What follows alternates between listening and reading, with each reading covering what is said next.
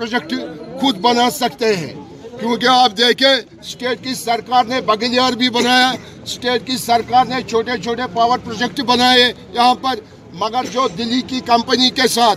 Governor इंतजामिया ने एक एग्रीमेंट किया है पावर प्रोजेक्ट के हवाले से, उससे यही लग रहा है गवर्नर इंतजामिया यही चाहता है हम 35A को यहाँ पर ख़त्म करेंगे, दफ़ा 370 को यहाँ पर ख़त्म करेंगे, हवाले किया जाएगा ताकि यहाँ के कश्मीरी लोगों को 10-10 हज़ार फीस देने पड़ेंगे, 8-8 हज़ार फीस देने पड़ेंगे, क्योंकि ये पावर हमारा है, ये वसाइल हमारे हैं, हम इसको दिल्ली की सरकार को लूट खसूट करने नहीं दे।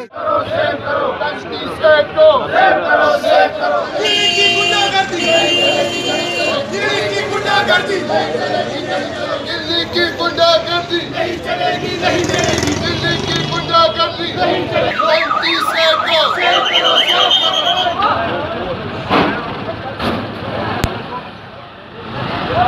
Yeah.